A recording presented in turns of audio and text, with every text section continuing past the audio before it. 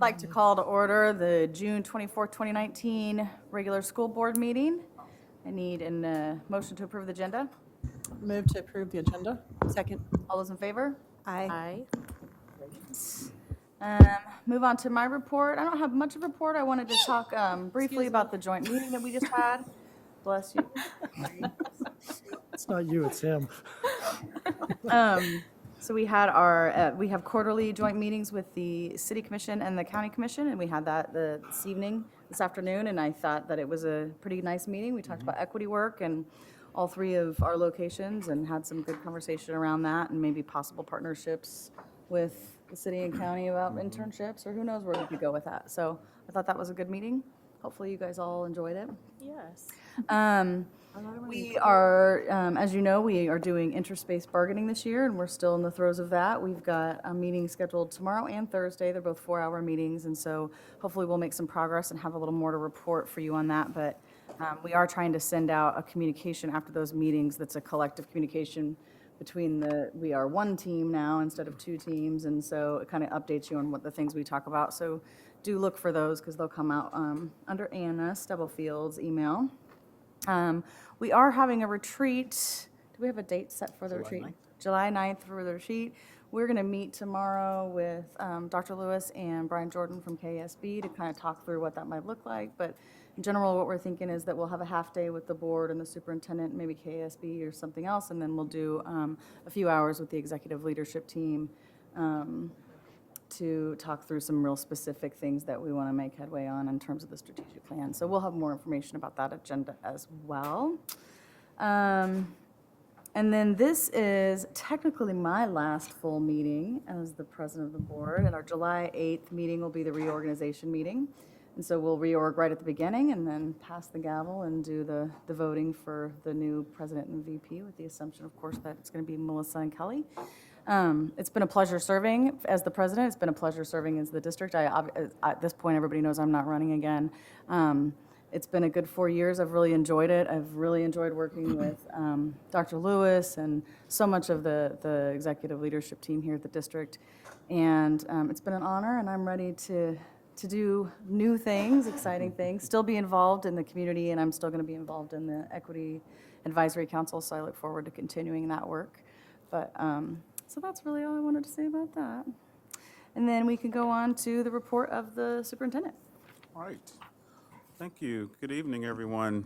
Good evening. Thank you, Melissa. I appreciate that. You do have one more meeting. I know you have the organizational meeting one more time to bang the gavel, so we'll cherish you one more time and celebrate you one more time. I had the opportunity to attend Lawrence, I guess I hear it's the second Juneteenth celebration. Yes. It was phenomenal. I will say that, just to see the community come out and celebrate, or children out there, members of the community, and we really had an amazing time. The catfish was amazing. The barbecue smelled really, really good. And I had an opportunity to meet one of our Lawrence Memorial Hospital leadership students. Her family had an Indian taco stand out there, and had an opportunity to spend an evening with them at the LMH 50th anniversary celebration that was at KU's campus. And some phenomenal students. So there again, that's the partnership that we have with LMH, our Leadership Academy, where 3 of our Lawrence Public School students are participating in a paid internship, I guess you would call it. They're shadowing different departments there, and so we're really excited about our partnership with LMH. And just to spend an evening with those 3 young ladies was just amazing, and a true testament to the caliber of students that we have in this district. So that was extremely exciting. Congratulations to both high school debate and forensics teams for their participation at nationals. Definitely proud that Free State's Max Lennick and Spencer Yost Wolf placed 12th in the nation. So kudos to those 2 individuals. Nice. 12th in the nation. Congratulations also to our Lawrence High National History Day participants, Sammy Turner and Trevor Arellano's website about Quantrill's raid won the Civil War History Prize and placed in the top 10 in the nation. So kudos to Sammy and Trevor. The New York Times Learning Network chose Free State High 2019 graduate Christina Lee's Blackout poem as one of 25 winners in its 10th annual Spring Poetry Contest. So congratulations to Christina.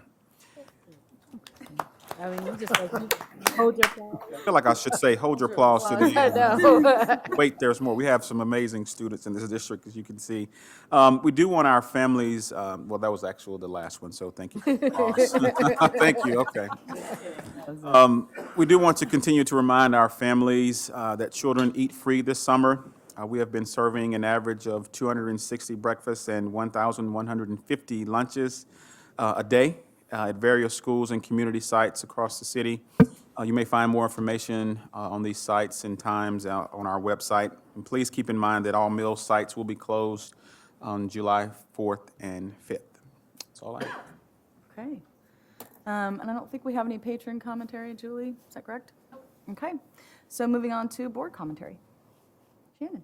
I have a couple quick things. I wanted to let the board know that as the board representative to the Public Incentive Review Committee with the City of Lawrence, I attended a meeting on June 11th regarding some updates to the 826 Pennsylvania Street NRA plan. I think this is one that we voted on when Jill was the PERC representative to approve, and then it's going to come back to us. I'm not exactly sure of the timeline, but sometime this summer for another vote, because they needed to revise their plan to align it with some changes that the city made to the affordable housing unit requirements for projects that get incentives under the NRA. There's a new set of guidelines, and when this project was passed, those weren't completed yet, so we'll have to vote on an amendment to that plan. So I did talk with Brett Crum-Cano, who is the city staff person who would be coordinating that with the board about coming and actually just maybe speaking to the board for a few minutes about the NRA process. We haven't had a lot of them recently. This would be the first one since Dr. Lewis came to our district. So to just provide some general information if that is what board officers would like to have happen. So that's up to you, but she's willing to do it if we'd like for her to.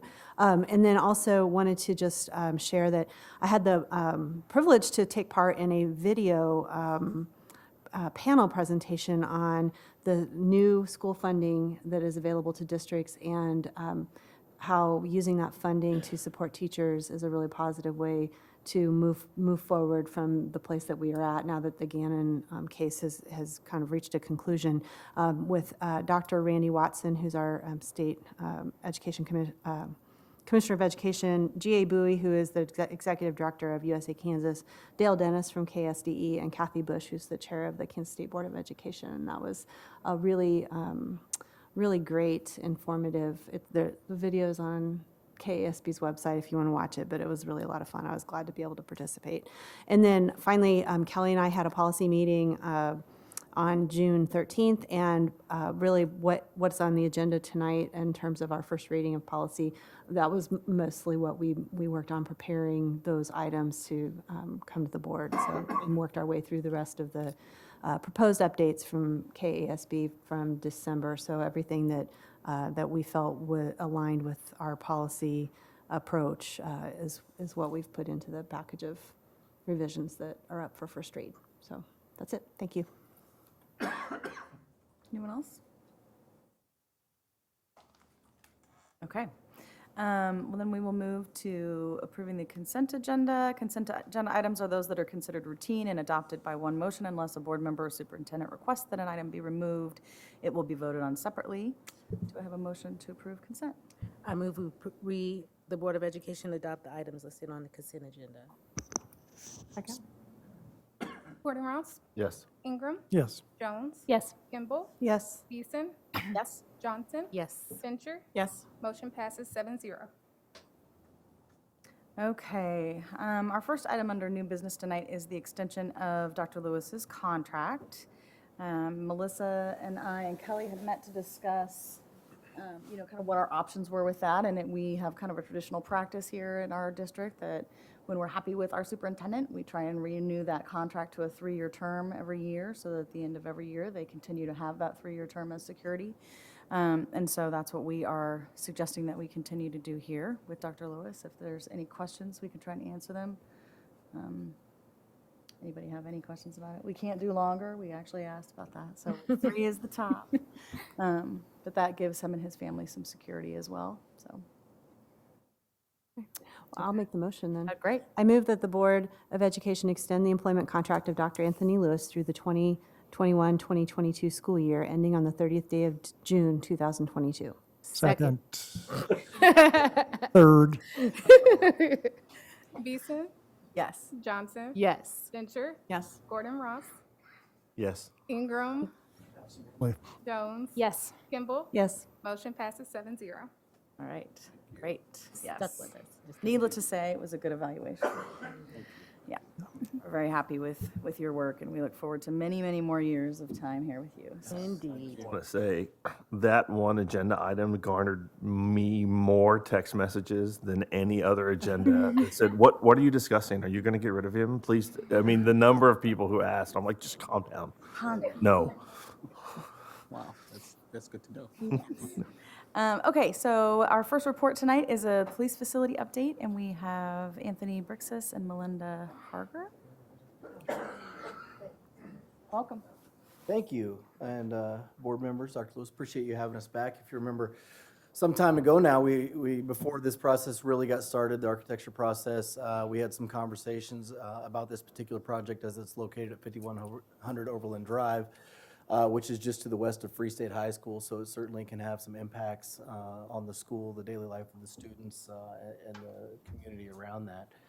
So we're much further along now. We're actually at 90% construction documents, and the project is out to bid, and we wanted to come back. And one of the things I do want to let you know is that there's been a tremendous amount of public opportunity for the public to engage in this project. That started at Free State High, actually, and then it also moved. We had 4 different appearances at the Sports Pavilion Lawrence, where the public could come and talk about things that they wanted to see within both the police facility and the park as well. And then there's also the planning process, the normal approving process for the zoning and things like that. So really tonight I come to you with just kind of an update of where we're at and some of the things that you might see here in the coming months. And as I talk about being in construction documents, once the city approves, or the commission approves the guaranteed maximum price, we expect that construction could start in late August. And one of the things that we've taken a lot of time to talk with our construction partners on, and the company that's managing it, is to be mindful of the school hours and when we're making deliveries, to not affect that traffic as much. So we know there's quite a bit of traffic there. So I did just want to give you all some pictures and give you the opportunity to ask some questions. And while I talk about construction beginning this August, we would expect it to be completed either next August or next September. So you're looking at about a year timeline. So here you kind of see an outline of the police facility, and this would be what we would call phase 1 of the police facility. This is the main building, and you see the road that's winding there off to what would be the east, which is what neighbors Free State High and the softball fields. And just to kind of give you a better idea of what the total build out would look like, so what you saw early in the first picture is there at the bottom of your, it was at the bottom of this current picture, which is the phase 1. In the middle, you see what could potentially be future phases, but those phases are not being planned right now. And then we've also partnered with Parks and Rec, and I forgot to introduce Melinda Harger, Assistant Director of Municipal Service Operations, and she's the overall project manager overseeing the construction. So she's here if there's any construction type questions. And then you see above some of the potential for the park master plan. And I don't know that there's funding yet for the park master plan, but those are phases that you can potentially see in the future. I do think you might see some of the trail phases early on, and I think that's going to be a good use for not only the neighborhood, but potentially the students and of Free State High, or the athletes, as they want to take them through some things. So this is just a front picture of what you might see if you were facing to the north coming up upon the building. And then what you might see from the backside, and really this is kind of protected by a wooded area and a large creek that goes back there. we decided not to do any fencing or anything like that around it, keep it a little bit more open. This really is a public facility within a public park, so we really wanted it to be a little bit more open and friendly to both the neighborhood and the school around it. And then I just added some pictures of what you might see at night, just some basic lighting pictures. And, you know, I know that one of the things that you all have heard probably in the past is lights from the football stadium and things like that. And this has a different style of lighting where it's really supposed to be hitting the ground and not lighting up the entire sky and the neighborhoods around. So I appreciate the chance to come back, and I know that you all had asked that we just come back and let you know kind of where we're at in progress. And so we wanted to take the opportunity and take you up on that offer. And I will stand, and I'm sure Melinda will stand for whatever questions that you might have. Going back to your comment about construction, Sorry about what? about the construction starting in August. So when you say you're being mindful of the traffic, do you have a plan to kind of enter from a totally different space than those streets that access Free State, or? I'll let my Can you get into the microphone just to make sure? Yeah, or either one. I Either think one, is fine.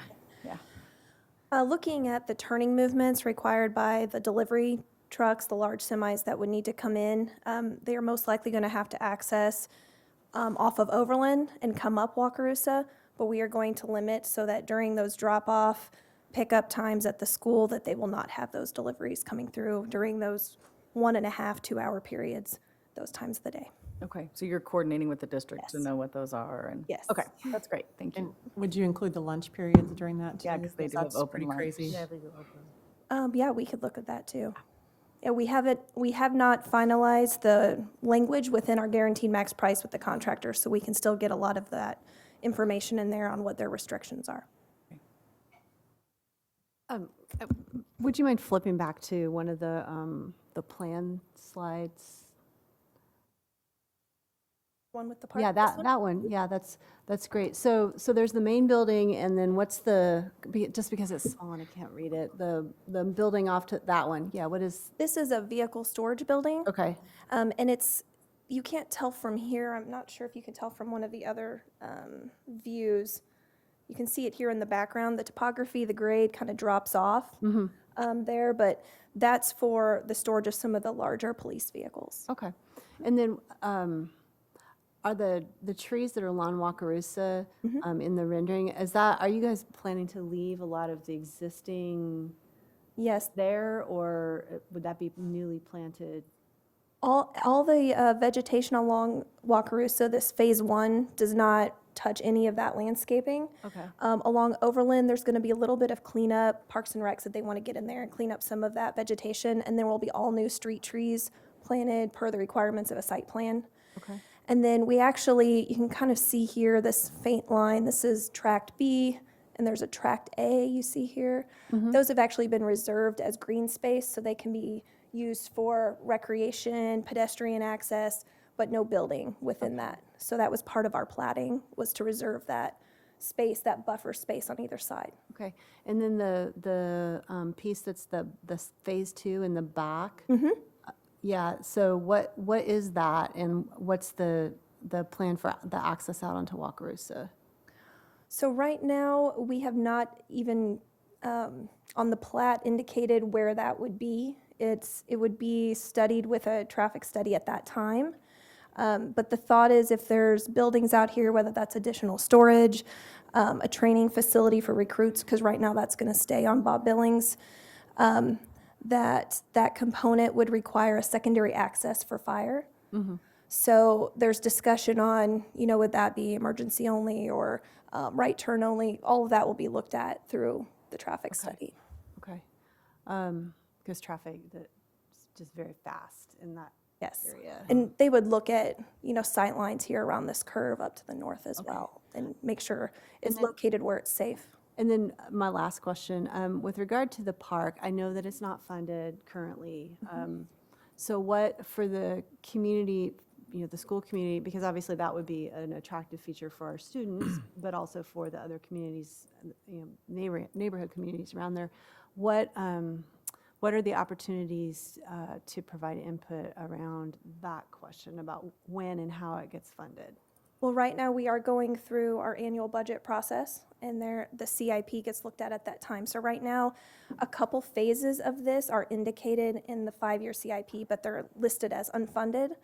And so we actually submitted in May, I believe it was May, early May, the proposed park master plan for this specific site, and it lists, I think it was 4 or 5 different phases of build-out, with the first phase being the trails that you see here, believe this open field that would be graded, and it might have included the fitness equipment along the trail as well. And then adding on components in future years, and it had a price tag there. So some of the phases were under 200,000, some of the phases exceeded that, but trying to break that down into manageable pieces. So I think the intent is to see what fits in with the budgets, available to Parks and Rec, and when they can propose that without a significant, adverse effect to the budget. But the priorities all get weighed, and the public input plays a part in that as well, as the governing body is deciding what to fund and not fund. Thank you. Any other questions? Great, thank you both so much, appreciate it. Okay, next up, we have an update from Native American Student Services with Jennifer Atakni.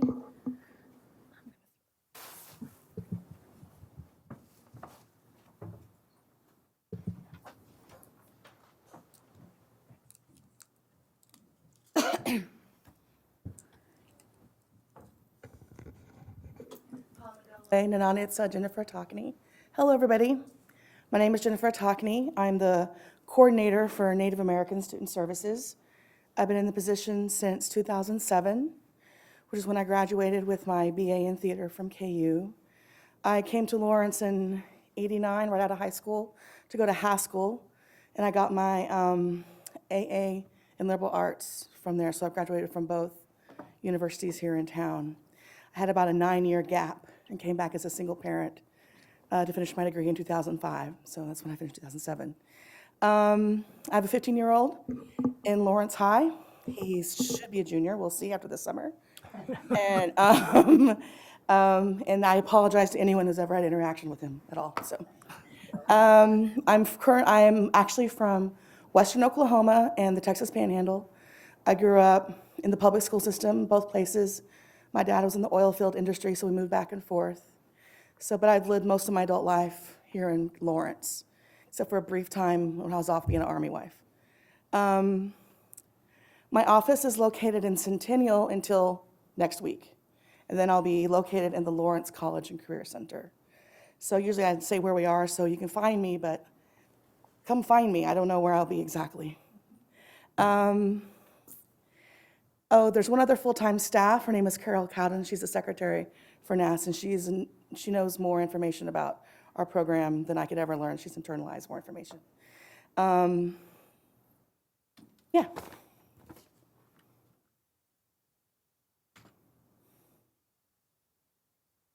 So NAS is funded, and I'll talk a little bit more about my funding in a minute, as a partial fulfillment of treaty obligations from the U.S. federal government and Indian tribes.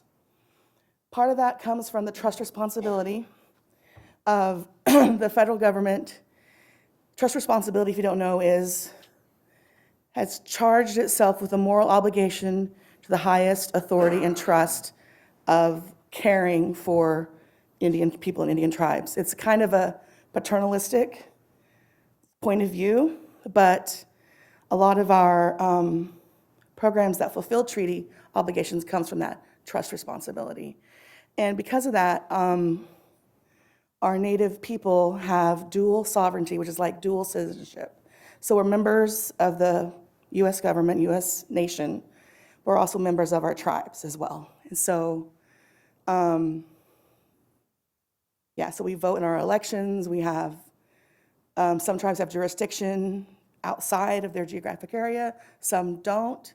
Some choose to, like, for example, my tribe is Comanche, and we're located in Oklahoma.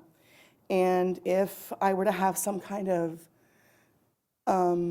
custody issue with my child here in Douglas County, my tribe could choose to have jurisdiction over that, or they could choose, because they're so far away, to have Douglas County take jurisdiction of that, but they have the choice of doing that. So that's just one example of how we're governed by two different governments, so. We've been around since 1972, the Native American Services Program. One of the pieces that I see as my main purpose is to advocate for the students and families who have dealt with or deal with historical trauma in towards an educational entity. So many of our families have a family story or a history of someone in their family being injured emotionally, physically, somehow from an education institution, whether it was a boarding school or a residential school or a public school or something like that. So that creates almost like an existential barrier between a lot of our families and advocating for themselves or receiving services that most families would just automatically receive or feel comfortable receiving from the school. So a big part of my job is I liaise between those families that have that fear or that reticence and the school district. When I'm looking at my decision-making, I'm always trying to move towards being proactive. So less being reactive and trying to educate before a big thing, horrible thing happens. Because we've had instances where teachers have called kids crazy names or they said things, and we've had to go in and soothe everything out and figure this out. And so, but I think the more that we work with the educators ahead of time and understand and explain things, then the less we'll have to do the reaction to. And that's actually improved over time since I've been here. The number one reason why Native kids drop out of school is they think that no one at their school cares about them. So a lot of our decisions come from that fact. So we try to provide opportunities for them to see that folks care about them, whoever it might be.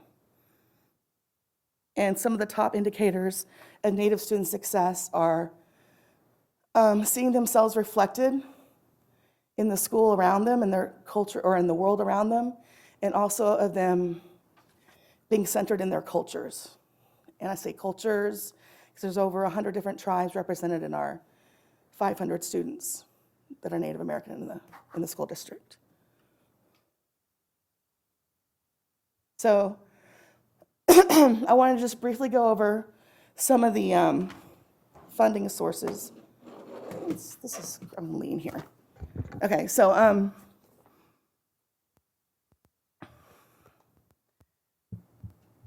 Title VI used to be Title VII, and it's from the Department of Education.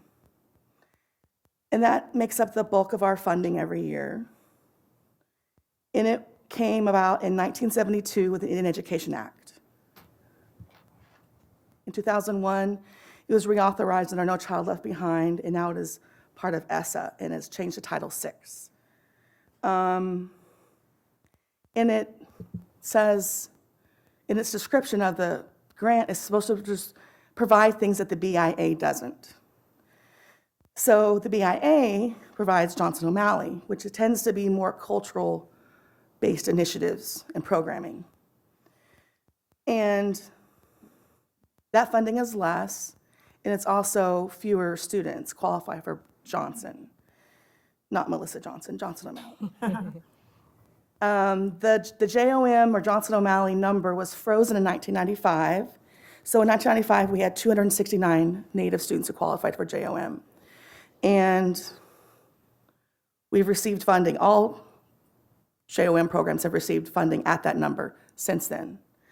There's been a House appropriation approval of over $29.5 million towards bringing us up to the regular number, but it hasn't totally passed yet. So I'm actually real excited this upcoming couple of years, we might actually get funded up to our total amount, which this year is $339. To qualify under Johnson, a student has to have their own tribal identification. To qualify under title, we can use, it's a less stringent qualification, we can use a parent's tribal ID plus a child's birth certificate. Both of them require parent signature. All of our students are title, but only some of them are Johnson.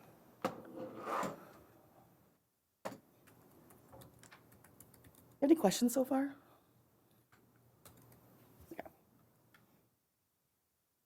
Okay, I just want to briefly share some of the breakdown of the past 3 years in title. So you can see that the majority of our funding goes towards personnel.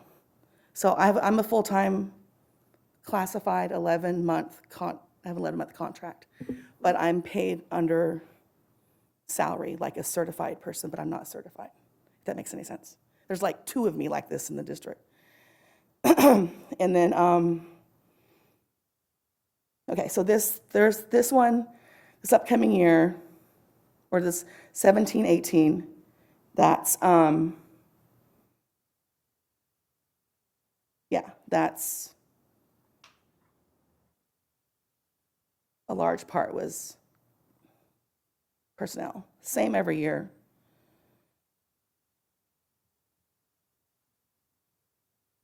The part that says contractual, that's usually what goes towards mentors and tutors.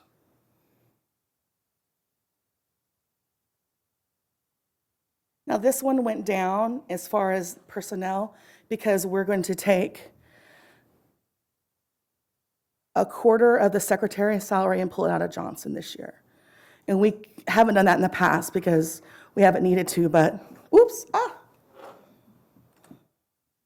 but we have such a lower amount in title this year, it probably wouldn't cover both of our salaries. So we wanted to make sure we had supplies available for title students.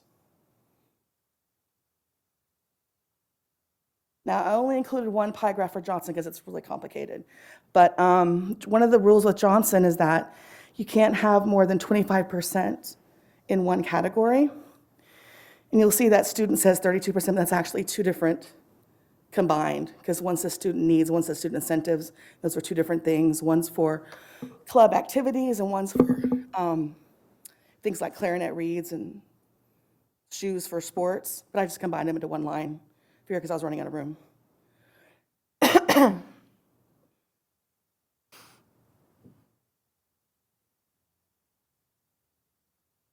And all of Johnson's breakdowns look pretty similar to this.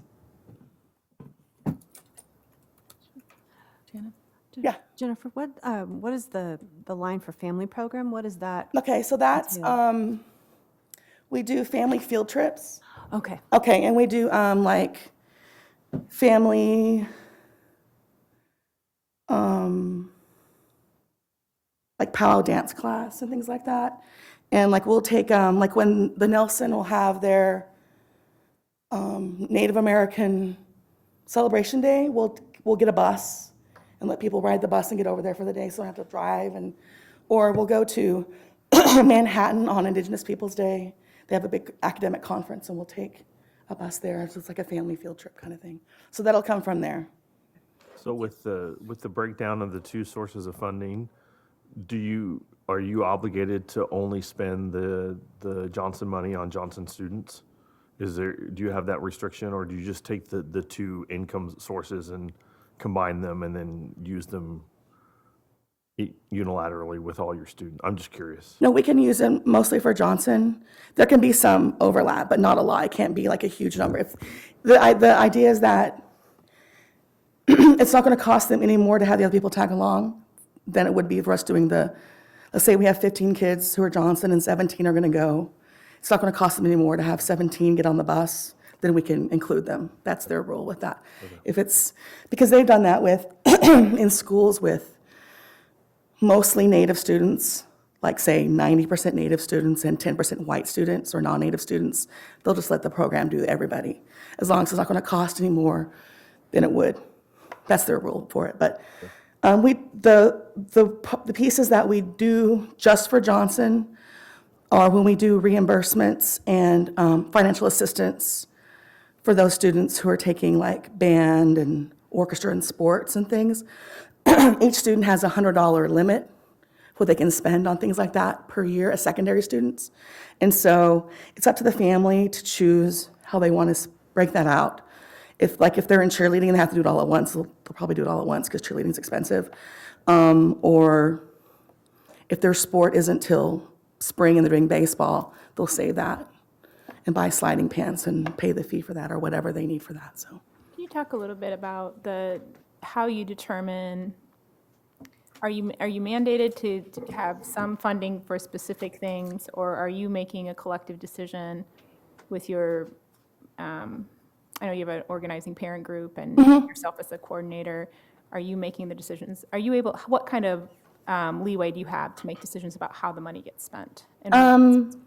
If it fits into the goals and the program goals of the grant, we can do it. Okay. And so the big things, I would probably consult the parent committee if I ran into a problem or things like that. But day-to-day things, Okay. they only meet once a month, so I can't wait sometimes. But generally, they approve of it ahead of time, say, hey, we're going to spend this year, we're going to do this year. Okay. And it goes through. And then we follow our needs assessments of how we plan our activities and plan what we're doing. We have a pretty rigorous needs assessment. Okay, great. Thanks.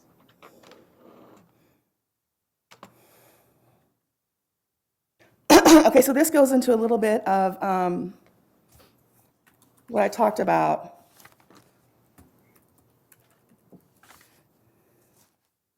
The eligibility. So, sorry, I keep trying to lean and it doesn't want me to lean.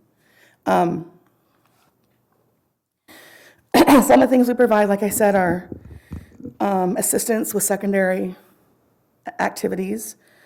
We pay for cap and gown for seniors when they graduate. We do the family programming, like I said, with the field trips and stuff. We do have a study hall of tutoring for secondary students and school supplies. So this year, we're working with United Way to try to supplement some of our school supply stuff with the things that they're raising. So hopefully that'll work out. Our program is not income-based. It's based on sovereignty.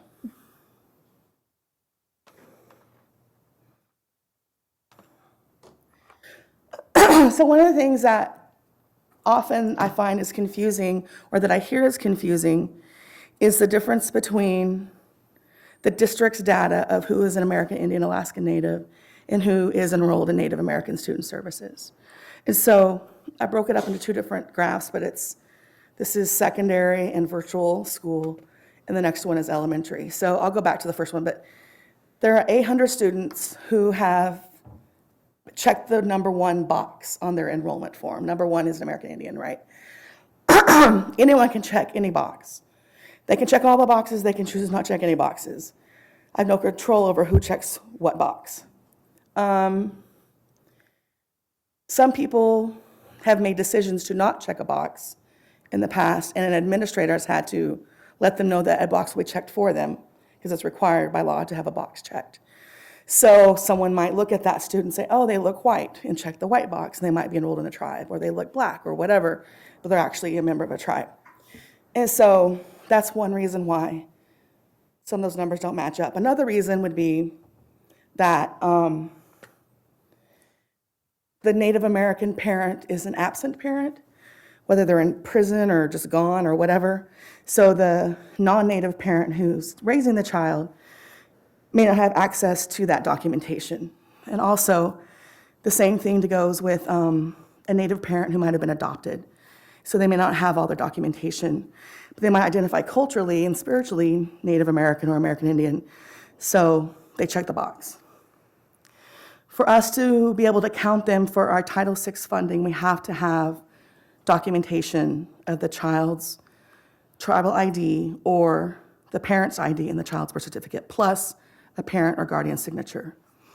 And so sometimes if the child's at the shelter or in foster care, we also may not have that documentation. So they might identify as Native, we can't serve some of them because of that.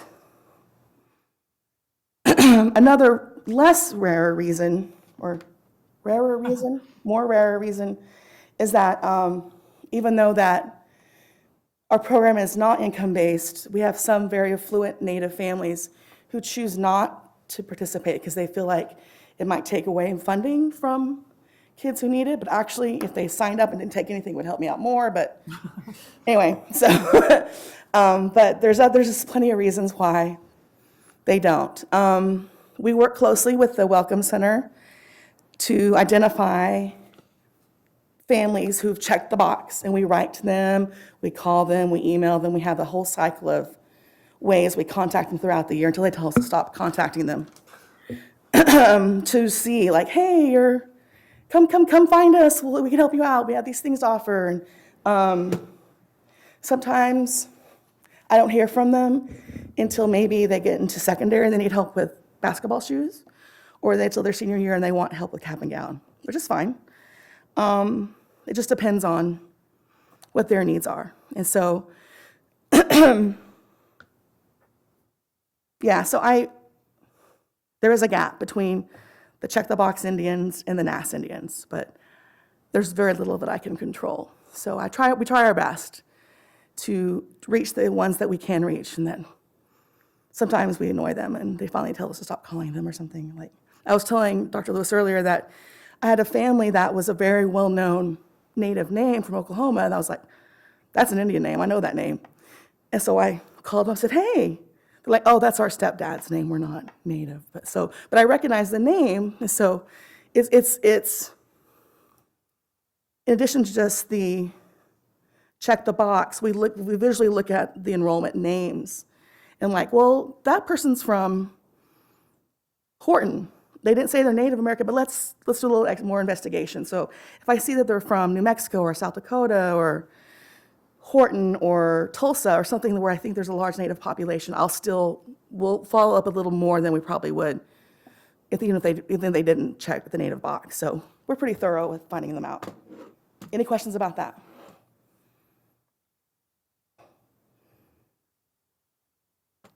Okay, more numbers. So about 65% of our families are on free reduced lunch. About a quarter to 30% of our families have at least one parent in college. That's not just Haskell, it's KU, it's Baker, it's Washburn. And about half of those families, it's either a single parent or both parents are in college. So I don't know how that compares with the larger school population of children, of the number of parents who are in college, but I feel like that's a lot. And that lends to a lot of transient movements and things like that, whether they might be moving around town or moving back home for a semester, then coming back. They're going to go live with grandma back on the res for a year, then come back when mom graduates, things like that. Oh, thanks. And so, and that affects a lot of things more than just their school. It affects how well that family wants to buy in to Lawrence. So we have a lot of families in rentals, not so much in home ownership and seeing things like that. So it affects a lot of things.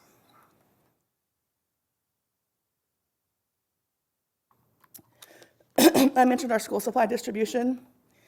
We have almost 100% compliance or participation in our school supply distribution. It's usually around 90–95% come through school supplies. And it's more than just the material gain of getting notebooks and paper. It's an affinity space where you see a bunch of brown people like you hanging out, getting school supplies. You know, they hang out, they want to help put them together. They're happy to see each other. They'll come in big groups. It's part of that being reflected in the world around them. If you think about some of those numbers in schools, like look at Cordley.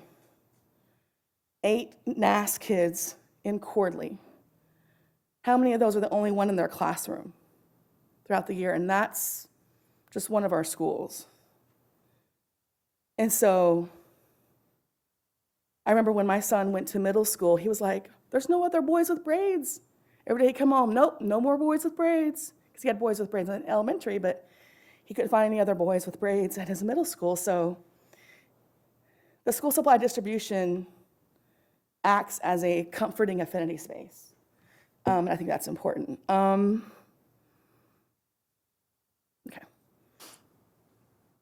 Okay, so the reason why I wanted to bring up the numbers is that sometimes when I see the district numbers about American Indian Alaska Natives, it doesn't match my experience with my students.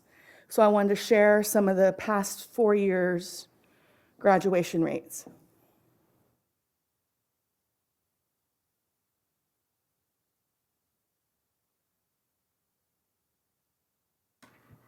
The national average graduation rate for Native American students is around 50%. It kind of goes between 47 and 55, kind of up and down. And that varies for different communities.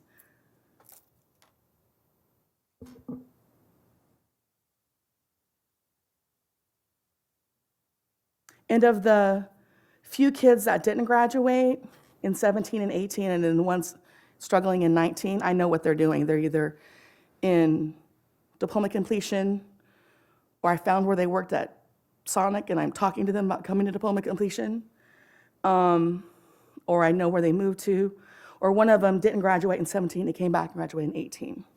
So I follow up with the ones that do drop out, and I make sure they have those resources to try to get their part. Any questions about that? I do. I have a question. Can I go? So, so those numbers are pretty compelling in terms of those. So those are folks that you are providing service to, and the graduation rate Yeah. comparatively to students that check the one box. So if the number of students that check the one box that you can't serve because of title restrictions, if you had a budget that included some funding to provide services to students that check box one, would that, how do you see that impacting your services, and then also just the Native community, in terms of who you're identifying as? Yeah, a I think Native that would be person? great. If I could serve them, no matter them having to prove being Native or not, because that's a really touchy subject within Native communities. Disenrollment's a big issue, things like that. If I were able to make sure those kids got school supplies and I can check up on with them and follow up with them at their IEP meetings, I could do with all the other students and all those kinds of things, I think they would probably improve. I mean, I think they would. I would need more help. Yeah. Yeah, I would, it could be just me, so, but yeah, I think that would be great if I could get some kind of like, fill the gap between the 480 and the 800. Yeah. Because perhaps there are teachers or administrators, oh, they're Native, Jennifer's got them, and they may not investigate any further. Right. And then I'm like, well, I'm sorry, I can't help them. And I do try to help them, even though I can't help them. Like, here's how you get a hold of your tribe, this is how you enroll, this is, I try to do all the things I can do to help them get registered or enrolled with us, but sometimes it's just not even possible. So if Native American, if NAS was expanded, it wouldn't necessarily have an impact on your grant funding. No. If we expanded who you served, that would not. No, we're solely funded from our federal grants. A lot of LEAs, a lot of school districts match the funding that their Indian education programs receive. For example, Denver matches theirs up to 3/4 of what they receive. Okay. Hello, 3/4. Wow. Okay. And so they have Native charter schools, magnet schools, and programs where the Native kids can choose to go to a school that has Indian culture classes at that school, whether or not they're in that area or not, and things like that. So they kind of concentrated a few schools and I have like native paras and cultural experts at those schools to kind of boost those things. So that's one of the things they do with their funding. Okay, great, thank you. Can you talk about, a little bit about on I think it was slide 11, the needs assessment, the specialized questions? Yeah. So the requirements for our grants for the needs assessments is pretty up to us. Like it's pretty open. We just have to say what our goal is out of their different choices and then do them and then follow up with them. So how we delineate that and focus that depends on our community and our community's needs. So in the past, before I realized I could change the needs assessment, we just had this real general one and everything fit under those categories. So cool. And then as title got a little more specific, in the last couple of years, everything became a little more specific, which was great. So example, specialized questions. So a couple of years ago, when the district was talking about doing one-to-one devices, I was really worried about a lot of our families who didn't have Wi-Fi at home. And that just assumption that everyone has a computer was really bugging me as far as equity.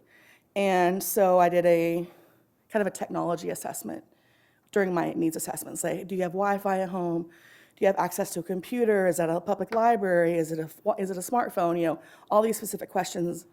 And that was, I think, about 4 or 5 years ago, right? So about half my families had Wi-Fi, so it was not 100%.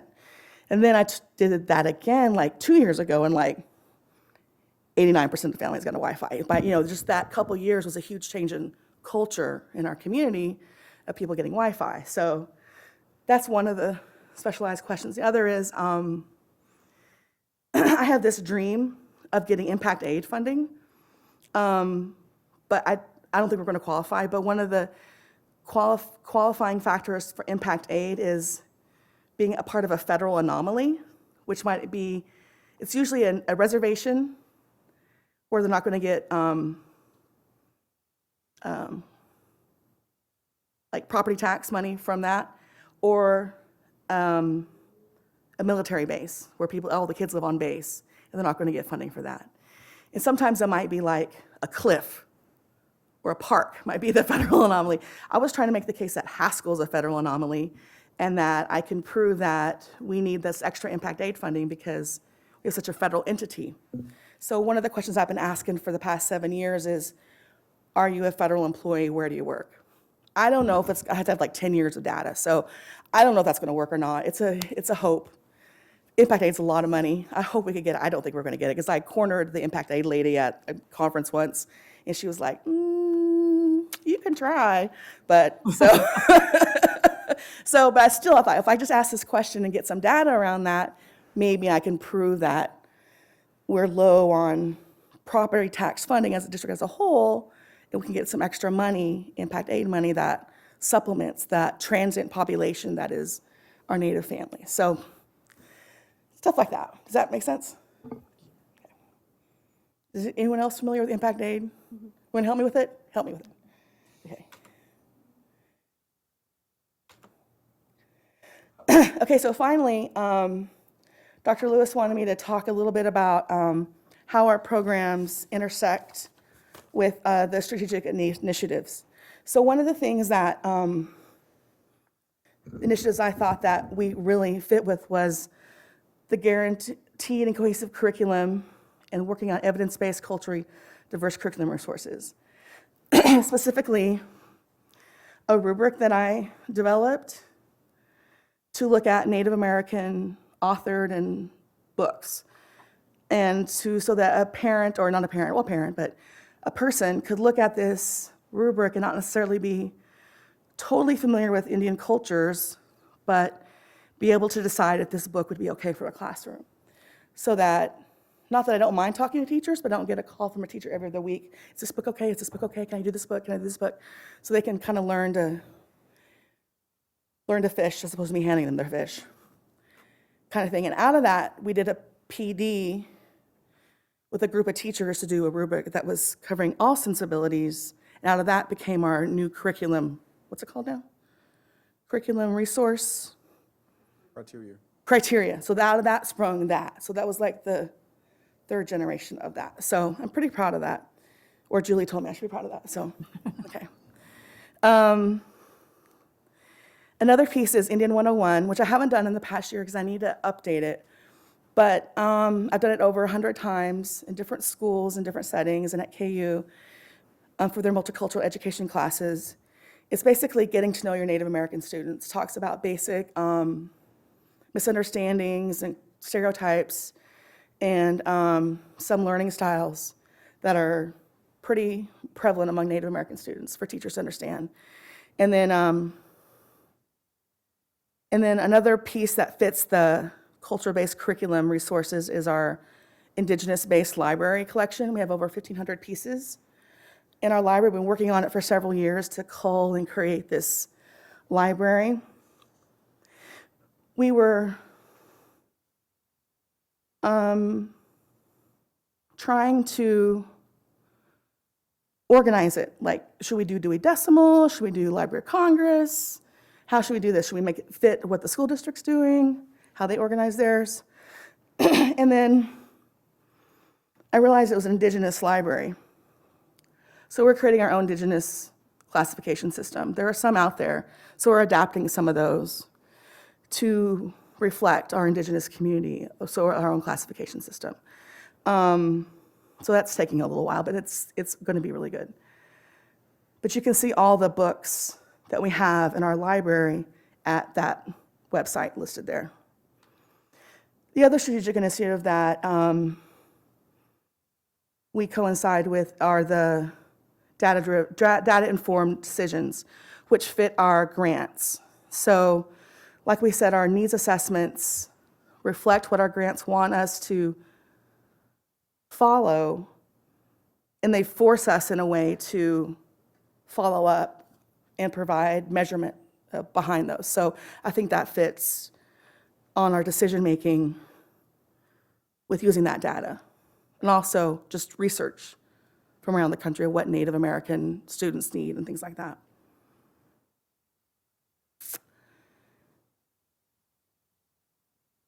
Another piece of that is my own system of an after-action review. So when I worked for the military, they had me do this specific kind of after-action report. And after any kind of one-off or annual event, we do an after-action report that's specific. It's like, we do like a narrative that's objective, and then we do pluses and minuses. We do this and we have these all on file about events and things that have happened. And so I think that fits also in our decisions because we review those every time we do another event. Like, okay, what happened last year? We didn't do this event last year. What happened 2 years ago?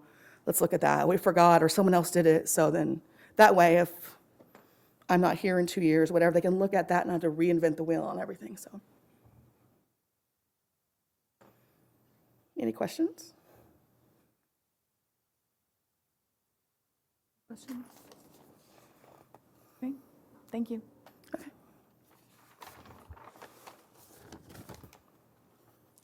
I didn't have a question. I just wanted to say I appreciate the data around graduation for your students that you're working with. I think it really speaks to how very important those personal relationships are in making sure our Native students and all of our students are getting to that finish line. And that's some pretty amazing data. So thank you for your work. Actually, that kind of reminds me of a question. So when you look at the needs of the students you serve and the families you serve, and when you think about where the district is at with strategic planning, is there, if the board had all the money in the world, what would be your, maybe not all the money in the world, but a realistic ask? What do you think it is that you need as a program for I would like to have a student full-time success? para. Okay. And a full-time social worker. So they could go to the different schools and watch out specific kids, and the para would be kind of a cultural expert or something like that. I've been lucky in the last 4 or 5 years, really, that the mentors I've been able to hire to help with our Native American clubs have been these recent college graduates who are in between going to grad school. And so they've been way overqualified for their $10 an hour non-contract hourly, right? And so they're like they're working on their LSAT or they're, working on their, the MSW criteria stuff, whatever. But I've been able to get them and let them work 15, 20 hours a week, mentoring our students and helping with their clubs and really bringing them along and sharing their cultures and things like that. And I can't rely on that. I need to have someone who would like to make a career of that or would like to spend their life doing that, or at least as a stepping stone to something else and give them benefits and things like that. Yeah, because I'm just thinking about, because it's nice to see the graduation dates, but I'm mindful of the fact that some of our data suggests that students are underperforming in a lot of really important metrics. So in terms of like math performance and in their ELA metrics. And so thinking about when we move into this new strategic plan and our guiding resources based on where there's a demonstrated need, there's clearly a demonstrated need in terms of resources that could be helpful to your families, additional to what you're already getting from the grants. And I can see why you would zero in on a para and looking at a social worker, I'm assuming to do kind of that comprehensive wraparound services like case I can't be in all the schools all the time. So I think that if I had that para that was helping with the mentor piece, they could help with that, because when I do get to hire someone as like a recent college grad or college student that does that part-time, they go to the schools and they get to do one-on-one with the students, that I can't be there all the time to do that, to be with they're like the NAS sponsor of the club, and there's an in-building sponsor to the Native American Club. They pair up. And so we're able to provide snack money and different things that it's not normal regular clubs. It's like an addition. It's like added to it. So that helps with that. Great, I appreciate that. Thank you so much. Sure. Okay, thank you, Jennifer. Yeah. Okay, next up, we have the budget update with Kathy Johnson, Executive Director of Finance.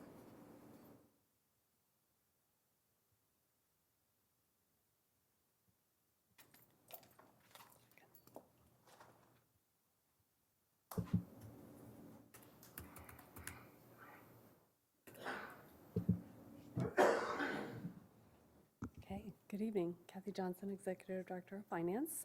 So today we're just going to kind of do a brief overview of what we do know. There's budget workshops and some things coming, so we're still kind of working through the year end, but we'll kind of walk through and see what questions you have and see where we are. So go over the timeline quickly. We're going to go where we ended up with our legal max at the end of this year. Projections for 1920. The plan changes we've talked about to date for 1920, assumptions used for those projections, and we'll look at funding going forward beyond 2020 and update you a little bit about the kinds of activities the Budget and Program Evaluation Committee have done and kind of plans for what that group will do in 1920. So that's kind of our overview of what we're going to talk about. So the first part is the timeline. We're having our meeting today.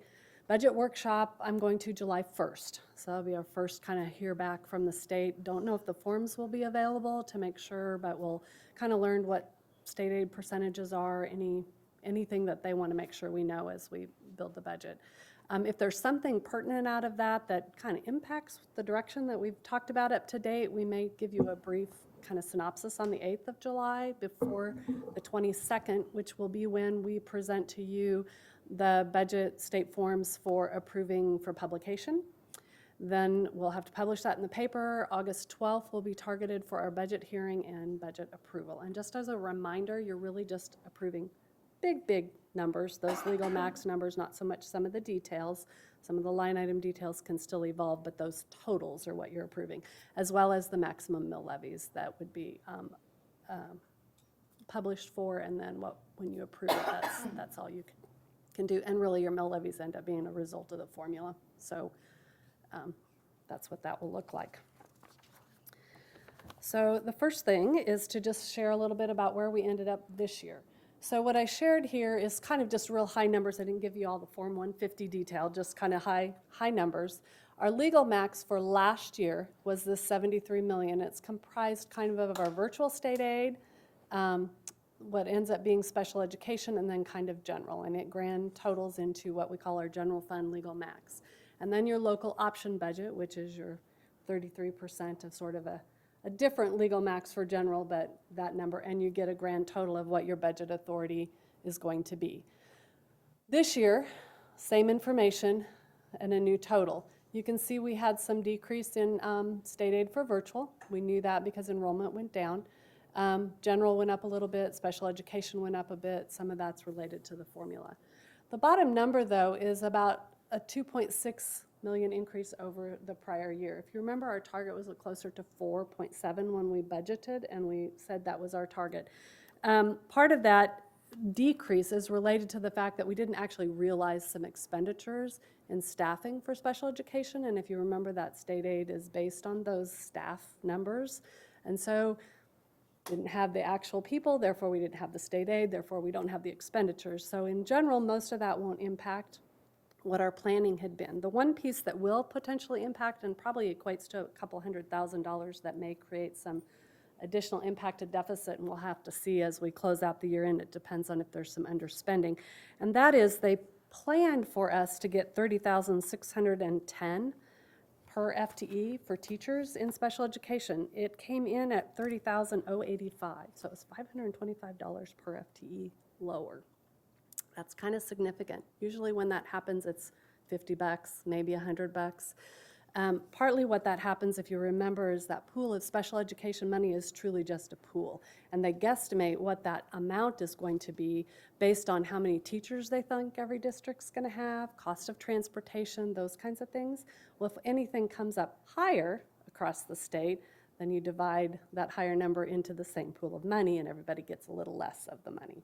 So that's kind of what has happened. So they're trying to predict a little bit, but where we thought we would get more state aid next year, it's actually going down to $29,800 from the $30,085. So kind of impacts a little bit of our thinking, but it impacts kind of everybody, and it is what that funding is going to look like. So we should be okay, but we may have a little bit of a tightness at the end of this year created by some of this, and we'll know a little bit better in about 5 days as we get to the end of the week and try to start closing out stuff. So we'll try to probably give you at least a little bit of an update on the 8th of July if we can. If not, then it'll be the 22nd. But that's kind of where we ended this year. Looking at next year then, you figure that 18-19 number, bring it down, and using basically exactly the same information as the current year. And looking at special education as not publishing high for, like we would try to do to give ourselves some flexibility, or virtual, which are both what the state says when you actually publish your Form 150, publish high, and you're not going to spend those monies till they're realized. Without looking at that and just looking at exactly what we have today and then what enrollment would do and any new base state aid per pupil is all we're looking at here. And you'll see that we're a little closer to that 4 million mark, which I kind of told you a couple of different times that we were planning for 3.8. If all goes well, we should maybe get to that 4 million, and that's about where we're going to be okay to plan from. A little bit of information on enrollment. If you remember, the 17-18 budget was based on the 9/20-16 enrollment, because we're always going to be a staggered year behind. In 18-19, we were supposed to use the September 20. Well, that was a drop of 48 kids, so it wasn't an increase. As a result of that, we were able to use the declining enrollment provision, which was the prior year. So that helped us. But what that does mean is this 136 enrollment increase, we're not realizing all of that because we never lost the 47. So we're only realizing 88 of an increase going into 1920. Does that make sense? Lawrence, as I've told you in the past, our enrollment is pretty flat, and we see these weird little ups and downs, and so we can't count on it continuing to be an increase like some districts that are really growing. It's just really kind of weird how Lawrence's enrollment runs. So these projections are based solely on no change in weighting and assuming that our special education remains pretty much consistent. And that's pretty true to what we're seeing historically over the last few years. So the 4 million is probably an okay mark for us to kind of target. When we actually publish, it'll be a bigger number, but we can't count on any of that in between, because if they don't happen, we don't get the dollars. Does that kind of make sense a little bit? Okay, so that's a good thing. We didn't have to think that we were going to go below the 3.8, so that's helpful. Quick reminder of what we've done to date. We did some staffing ratio information, tried to get this as budget neutral as possible with the elementary staffing, middle school staffing, and virtual and high school. I'm not going to go into it line by line. You saw this on the May 13th board meeting. The support staff restructure, that's what we've kind of talked about today, and we got kind of consensus to move ahead, again, as budget neutral as possible. And when you bring this into the summary page, you can see that that kind of total of the staffing ratios and the support staff restructure ends up real close to budget neutral. We know that we have to deal with the deficit. The deficit here and what we've been putting in is a 1.5. It could be up to 1.7. It could be something more than that. I don't know that it's going to be less. I would say that 1.5 is pretty conservative. We know that the premium renewal is that $1,075,000. So far we've spent 2.5. The new estimated funding is about $4 million, and the remaining resources that we've not committed to anything are around that 1.4 mark. Could be less than that because it's very possible that deficit's going to be higher than that 1.5. If you remember, the beginning of this particular school year, our contingency reserve was a number of about 2.9. We have to spend, or the deficit will come out of that, meaning if it's 1.5 or 1.7 or 2 mil, it will drop that 2.8 down to whatever. Could be $1 million, it could be 800,000, whatever we end up using if we can't work that out at the end of this year in some other fashion other than contingency reserve. By the end of this year, our contingency reserve will be significantly depleted. What's critical about that, and I've talked to you a little bit, and as we get into the 22nd meeting, I'll probably share more of some cash flow information. But you'll see it on the report that's in the board for May 31st unencumbered cash balances. Our contingency reserve at the end of May 31st was $116,557. And that's because I had to pull it in order to make my operating funds not be deficit. And that's a cash basis violation if I don't. Way school finance works is each individual fund has its own cash basis requirement. I may have $10 million in the bank for the bond and interest fund, but if I have a negative $1,000 in my general fund, I have a cash basis violation. And if I use those monies for purposes just because it's in the bank account and then my mortgage is due or my bond and interest is due and I don't have it, then I have a bigger pickle. So the statutes require your cash balance be fund by fund, not total of what's in the pot. And so that's what's really critical for us. So when we say that cash flow, we're working on that. So May 31st was a very low point till the June 5th tax distribution comes in. Then I have money to finish the year. So that's what's scary as we get this contingency down as low as it's getting, is that our cash flow and cash balances will create a pickle. The other thing that's critical about that, if you recall, we're on enrollment from prior year. So if I do, for whatever reason, grow 150 kids and I need to staff 150 kids, I don't have budget based on that increased enrollment till the next year. So if I don't have a place to go back to be able to help bridge that a little bit, then we have a challenge. So I bring that up because that's why we're so adamant that we really need to deal with this deficit while we have some funds to do it. Which leads me then to the next slide, is what does that mean going forward as far as what we can plan for dollars? And so when you look forward into future years, you'll see that current law, before the Senate House substitute for Senate Bill 16, was going down this column. We were at 4165 and we were going to go to 4302. We are going across to here, but then we're going down this. So we're just increasing from here to here. This is the last point in time that we're going to see any kind of windfall, if you want to call it a windfall. Because going forward with no growth, no change in weightings, and really being that kind of flat district that we tend to be, our new money in 2021, using the current formula as we know it right now, and again, when we get state forms, if something changes, I'll bring you an update, but it's only about $1.8 million. If you remember from a couple other slides, our health insurance was $1 million plus the last few years. That only leaves about $800,000 to do anything new with, period. So it's really important for us to figure out how we're going to do and function in existing resources or limited increase of resources, because I don't know how we're going to grow new kids, unfortunately. So we're going to have to really research what we're doing and how we're doing it and why we're doing it so that we can figure out how to do the best we can with the resources we have. Any questions up to this point?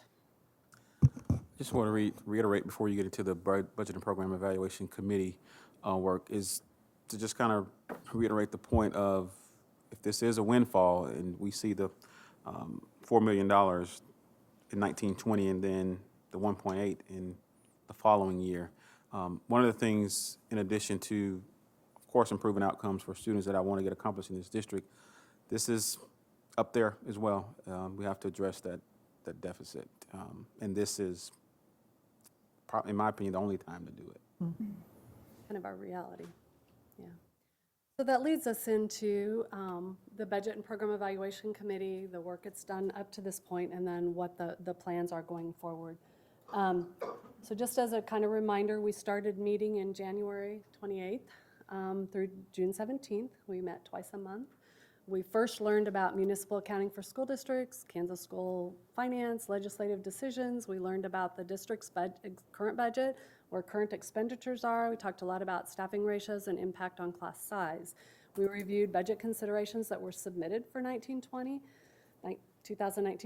and also looked at options that we brought back to you to minimize implementing those existing staffing ratios for 1920, which is kind of the result is part of what you saw in some previous slides. And then we developed an evaluation tool to be used for evaluating program expenditures and for finding some optimization within those programs, because it was clear that to do something as we go forward, we're really going to have to figure out what we're doing, why we're doing it, and the impact that it's currently making. So then our plans going into 1920 is using our program evaluation tool. We begin meeting on the 19th through June 15th. We'll obviously start with a review of year-end from June 30, kind of review those budget allocations that are built into the details for 1920. Begin reviewing non-instructional departments and divisions, review the program evaluations that we have scheduled for the fall. The majority of those are kind of really targeted to how we're staffing, because so much money is spent in that particular area. Class size is important, how we use our paras are important, so some of those are the first ones that we kind of plan on talking through. Review a lot of the statistics and analytical comparisons to other districts, as far as how they run some of those departments and divisions, how maybe they staff, just all those kinds of things that might relate to some of those. And as a result of that, we will develop and try to propose some 2021 budget additions, reductions, reallocations based on program reviews, what information that we can garner, with the goal of optimizing some resources and providing some something going forward in 2021. Obviously, we won't get to everything in the first year, so this will be an ongoing kind of targeting. There's a lot of other initiatives out there, as you know, we look at the high school in particular, and we're talking about late start and alternate options and how we staff our courses, and just all of that's going to have to kind of get bundled into how we can fund high schools and staff them the way they need to be staffed for a lot of those initiatives, as well as middle school scheduling has changed. So how do we look at that? And then obviously elementary with class sizes and how we currently do it and what are other ways to do it, and just to make the most of our resources. So that's in a nutshell, kind of our update of where we are, some vision of where we're going. Hopefully it's in a direction that you feel good about. So if it's not, let me know what feedback here, and we can talk about that or make sure we incorporate something. I think there was, there may be some other information that we can share with you as far as the program evaluation tool and some of the things we've talked about. So that's kind of where we are. Questions, thoughts? We'll bring more information as I learn it, either on the 8th or coming into the 22nd.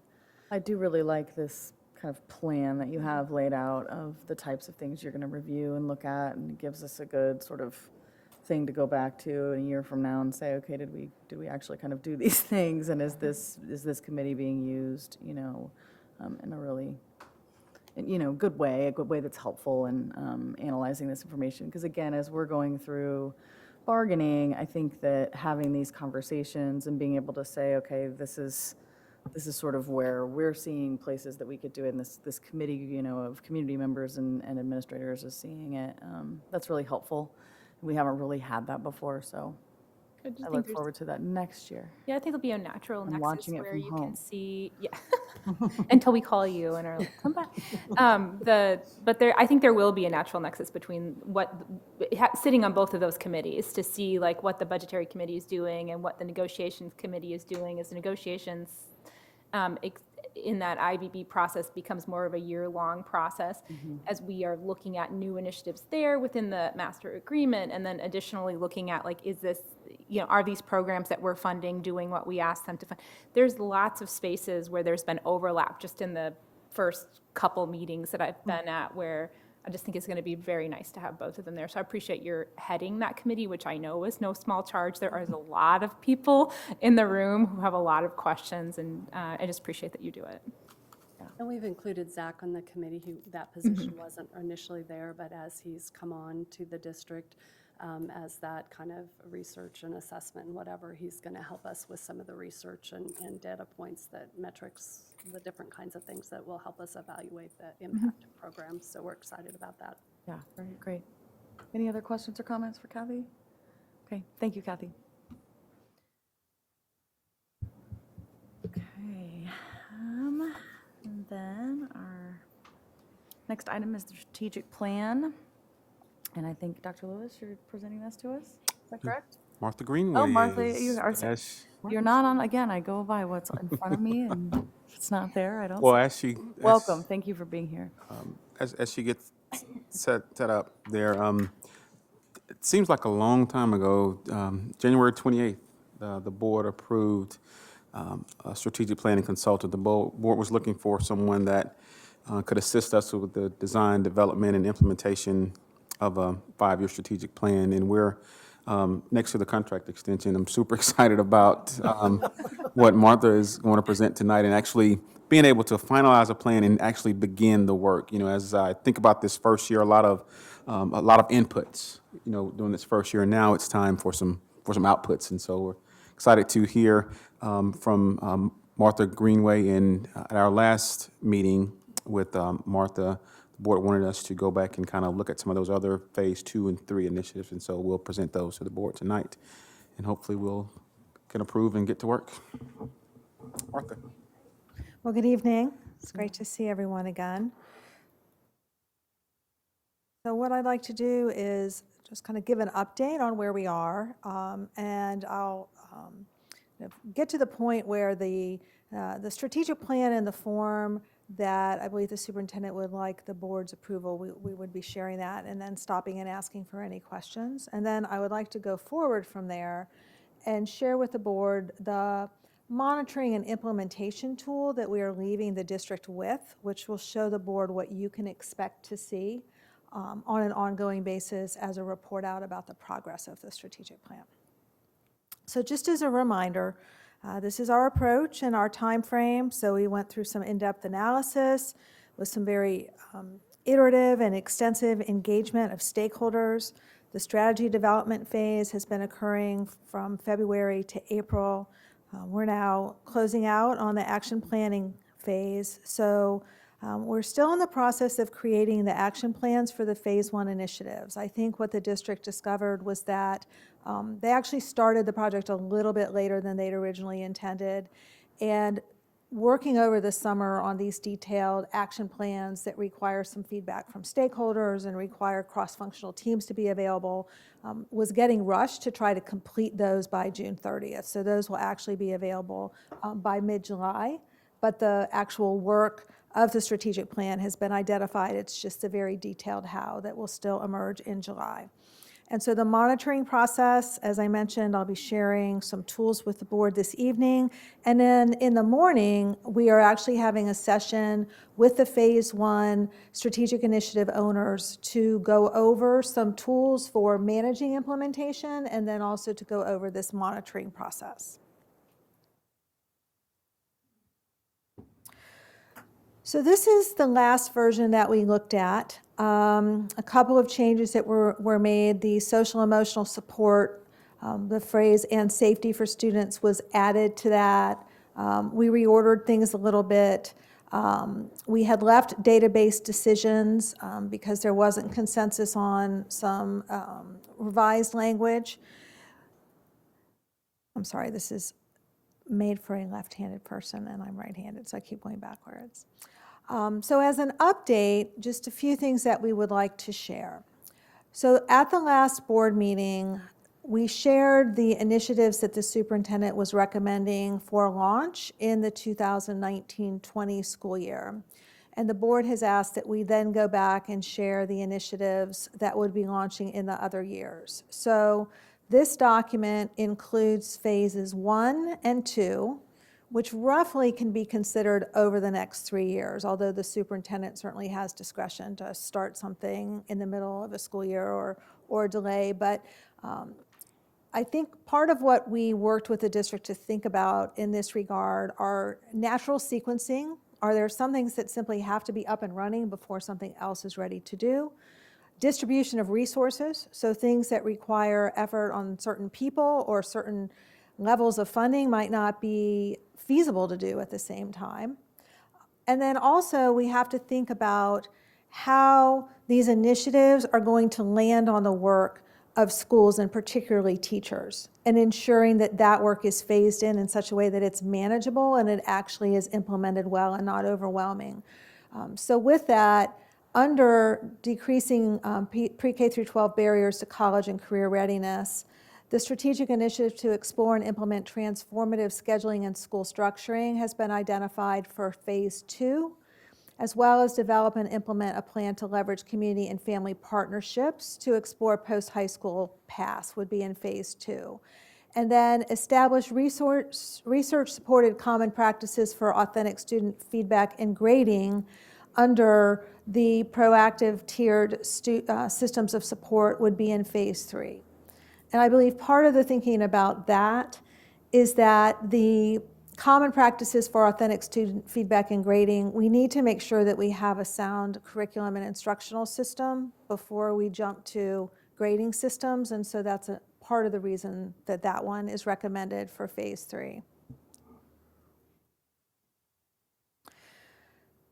When I get to the second set of strategic themes, I also want to draw the board's attention to a revision that the superintendent is recommending to what was data-based decisions, to now label this as student-driven, data-informed decisions, so that it's clear that the data that we're looking at to make decisions is about student results, and that that's really the data needs to be about driving student results. So also in phase 3 is the strategic initiative to establish and integrate a consistent and comprehensive SEL curriculum that can be implemented with fidelity. Phase 2 would include a site-specific trauma-sensitive student behavioral model, which would include restorative practices. And we know that some work is already underway with that, but to put the resources in to really fully implement that would be in the school year after next, and promote and support effective mental health teams in all buildings. And then moving down to effective and committed employees, establish cooperative partnerships that support employee recruitment would be phase 3, and redesign current district recruitment and hiring practices, including a focus on diversity, is phase 2. And I believe the thinking there is that the district needs to get its practices in order before going out engaging external partners to assist with those. Under the student-driven data-informed decisions, the tools, processes, and continuous education for use of data for instructional decisions is in phase 2. And I think that's necessary in phase 2 because right now your data governance is just not where it needs to be. So we're not really clear what data means. We don't have one source of the truth. We're not clear that the data that's available is actually representing what we think it does. So that needs to get cleaned up before we start then supporting people in using that data for instructional decisions. Dedicate and document the use of protected time for educators to analyze and utilize data would then come next. And then under establishing processes and systems to support data-based decision-making, objectively evaluate district programs and results to improve, expand, or eliminate would be in phase 2. And as was just discussed, there's a current effort underway to really right-size, if you will, or ensure that the current allocation formulas are indeed driven by student-driven, data-informed decisions, and then to go through and look at overall practices and programs to ensure that everything is aligned to that. So that is the recommended phasing over the 3 years. I'll again remind the board that the phases simply indicate when the work would begin, not necessarily when it would end. So it's possible a phase 1 item might actually last longer than a phase 3 given the duration, and that will be clear once the action plans are developed.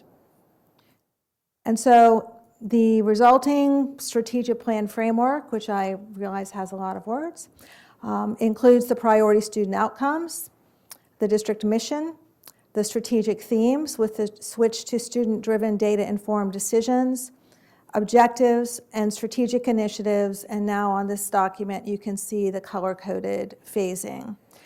In the development of the action plans, I want to again reiterate that the district will continue to involve site-based staff and also the various equity task forces to provide input, not only in the action plan design, but in the implementation along the way.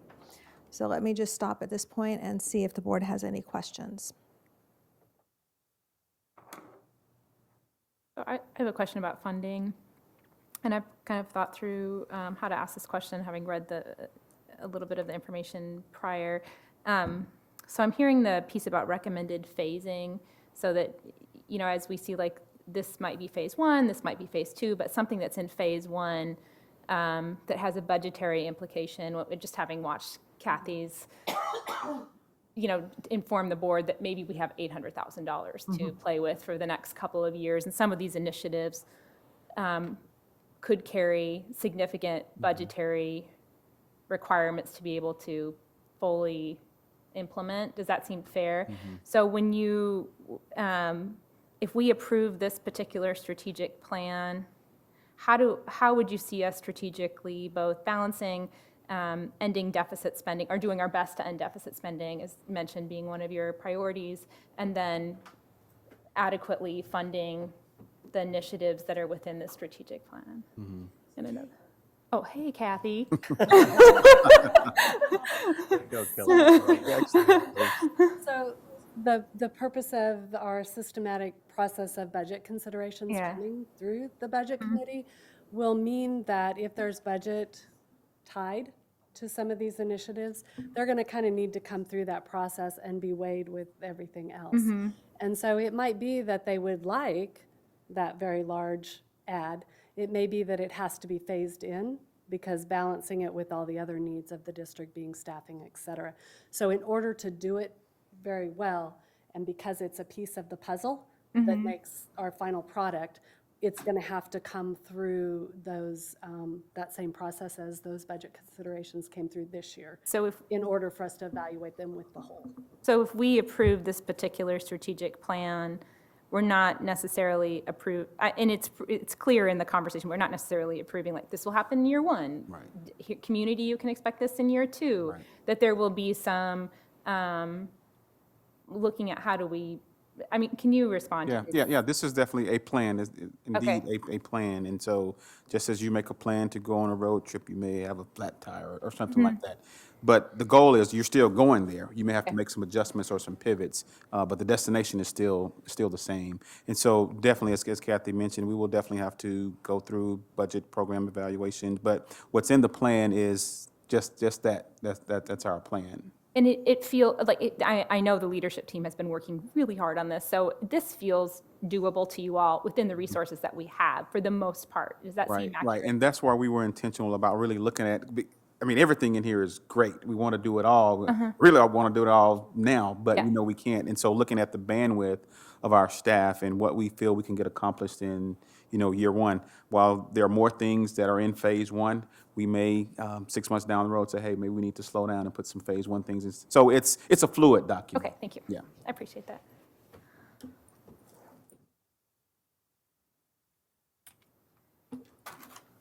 Any other questions? Okay. Okay, well then I will move on and talk about the next steps. So, as mentioned, the initiative action teams for the Phase 1 strategic initiatives will be completing detailed blueprint and action plans. I just wanted to review the amount of information that will be included in these action plans. So, they're asked to clearly identify the current state and the desired state so that we can clearly see kind of what is the gap that we're trying to fill and what will this look like when the strategic initiative has actually been implemented. The ongoing stakeholder engagement plan. So as the initiatives are implemented, each one will have a stakeholder engagement plan that is specific and relevant for that strategic initiative. So some may involve counselors, some may involve parents, some may involve students, but that is part of the implementation, that ongoing feedback loop. Detailed action steps with responsibilities and timelines for up to a 3-year period, as well as performance indicators, and I'll share in a minute again the monitoring process, but this is what will allow the superintendent and the cabinet and the board to know whether or not our implementation is on track. A budget for up to 3 years. So the group that's working on the Phase 1 strategic initiatives have pretty much been told you can't request new funds for 2019-20 because the budget's already been allocated. So there may be some reallocation or some new ways to use existing funds, but we can't come back and say, well, we need another $1 million from a budget that's already been set and funded. So the work for next year will largely be work that is already underway, but will now become aligned with the strategic plan, or work that will be preparation for what might be an actual expenditure in the next year. So I just wanted to clarify that point about these action plans. Staffing requirements. So again, there may be future positions that the team would like to ask for to support the strategic plan. In the short run, that's not going to be available. However, we also want to articulate who on the existing staff is going to have to do this work. Because we can't just add on to what people are already doing. We have to think carefully about if this is going to take somebody 20% of their time, how are we going to make sure that that 20% is made available so that we can actually move forward. Any assumptions that are made about resources, about policy, about legislation, about what other entities or partners might do. Interdependencies. So many of these things are dependent upon other things that might have been approved or are underway, and also risks. So just as Dr. Lewis mentioned, the flat tire, what are the things that can go wrong? How are we going to work to ensure they don't go wrong? And if they do go wrong, what's our plan of corrective action so that we're thinking intentionally about the things that could be risks so that we can manage those risks. So the initiative action teams, as I mentioned, are going to engage stakeholders as needed for input. The executive leadership team will be reviewing these in mid-July. On a separate track from the action planning, there's also going to be work around the performance indicators and, if you will, developing a dashboard for the strategic plan. So this will include measures on the priority student outcomes. When we shared our initial analysis with the board, we did present some data points on current performance around those priority student outcomes based on the data that was provided to us by the district and that we could find on the state website. I will say I think that data requires an additional level of disaggregation so that the board can measure those student outcomes, not just for students overall, but for the various groups of students that are important to understand for the district. And back to the data governance issues, we are just not comfortable coming forward to the board and saying these are the absolute right numbers for baseline performance on these outcomes, and therefore here's what you should use to set future targets. The district has just hired a new staff member to work on accountability and data. And so after talking with Dr. Lewis, we'd like to leave that person some time to go through the data, be comfortable with the data systems, and then bring the board back that recommended dashboard that would have actual baseline data and then targets for the future years. We think that is just a much better way to proceed using your new resources. And then additionally, for the objectives under each strategic theme, there will be metrics developed so the board knows if those things are also moving in the right direction. The monitoring and reporting process will begin probably in the first quarter or end of first semester next school year is when the superintendent should be ready to bring some progress reports back to the board. I didn't put on this list, but I also will note that the superintendent's working on a communication strategy. So putting this into probably some electronic documents that can be shared with various levels of stakeholder based upon their needs for detailed information. So that will start rolling out with the start of the school year. So in terms of the strategic initiative update process, this is essentially kind of an overview of what each initiative would be sharing. So a reminder of their theme, objective, and initiative. And then that box becomes green, yellow, or red based on whether things are on track, at risk, or behind schedule, and an overall summary. So each team would be then reporting the activities or deliverables since their last report, what they've accomplished, whether or not they're complete, and if not, when they expect it to be complete, and whether or not each of these milestones are on schedule. And so these come right from the action plan, the work plan and timeline portion onto the monitoring report. They will also be able to provide artifacts and examples of recent work products. So if there's a scope and sequence being developed, that's something that could be shared. If there's new protocols around safety, those are some things that could be shared. Testimonies of customers or users, anything that documents the work that's been done. And then again, the review of the key performance indicators. So these would be things such as the numbers of teachers trained, the number of buildings that have developed safety plans, the number of areas of data that have been included in the data governance tool that clearly defines what data means and where you can find it. So these are performance indicators where people would be able to quantify or report progress. So performance indicators usually take one of two forms. It's either something you can count, like the number of teachers that were trained, or it's a milestone, something that was accomplished or built or delivered. This is the most important of the monitoring process, because one thing that we know about plans is that they never go as we think that they're going to.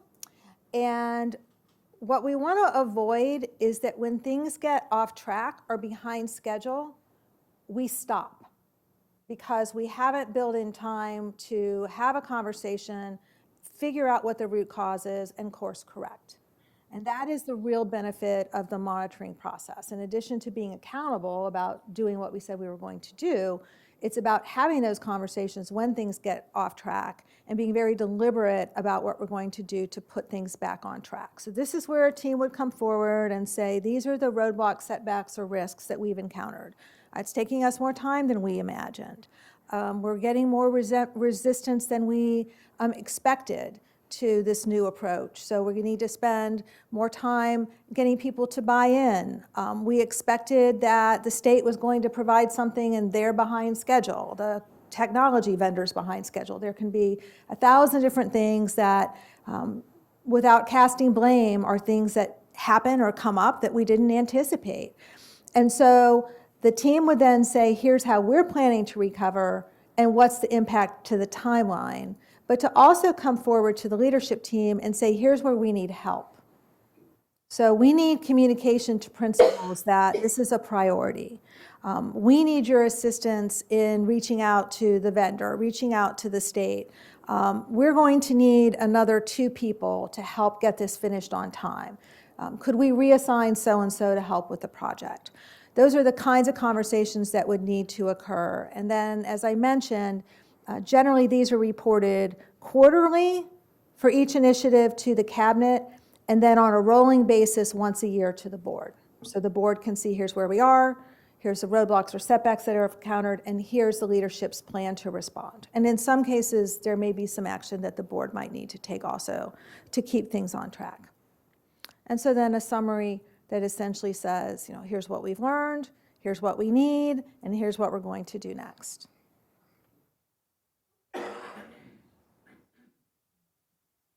So that concludes the presentation. If anybody has any comments or questions.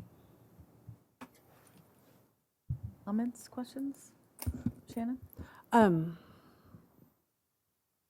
Just a thought about the progress monitoring for the board. Because this will be the first time we've done this, It maybe feels to me like waiting a year to hear about how we're doing is probably too long. So I'll just say that. I don't know, I don't have a recommendation, but just thinking about that, and maybe this first year we might need more frequent updates than that, just to get comfortable with what we're doing and where we're going. And if I can clarify,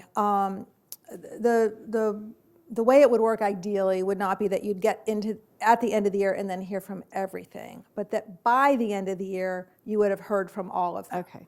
So maybe more sense. first quarter, the ones that have something to say would go first, and then the end of this first semester, another group would go, so that by the end of the year, you would You would have have heard about on a everything. staggered Okay. basis. Okay, so it would really be more on a rolling basis for the board as well Yes. as, okay. Okay. Any other comments or thoughts? I just want to say I'm extremely excited that we are at this point in this process. I have, this has been something I've been wanting our district to do for a very long time, and so to see it, to be at this stage and for us to be at a point where we can approve it and move forward is just so exciting, and I'm really looking forward to what this will do for our district as a whole. I think it looks great.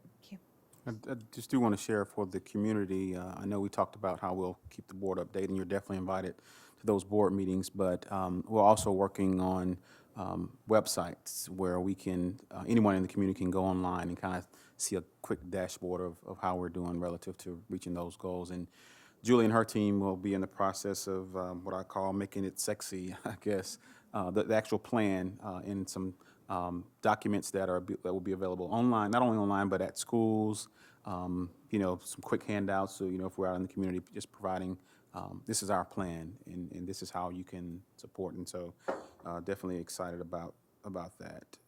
So, yeah. Julie, are you going to use the little cartoon, Dr. Lewis, to? I can make a motion. Okay, great. It's not very sexy, but We haven't heard it yet, so let's wait. Could be, Rick. Yeah, Sell yourself short. yeah. It's in your mic, it could be. sing it. Yeah. I move we approve the strategic plan as presented. Second. Beeson, Yes. Johnson, Yes. Fincher, Yes. Gordon Ross, Yes. Ingram, Yes. Jones, Yes. Kimball. Yes. Motion passes 7-0.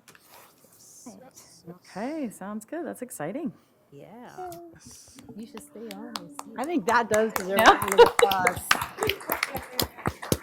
If I could just definitely thank our team. There are people that are putting in have put in countless hours and will continue to put in countless hours that are not here. In addition to the members of our executive leadership team, there's individuals we were actually looking to pull anybody that was pretty much breathing that could work on these teams.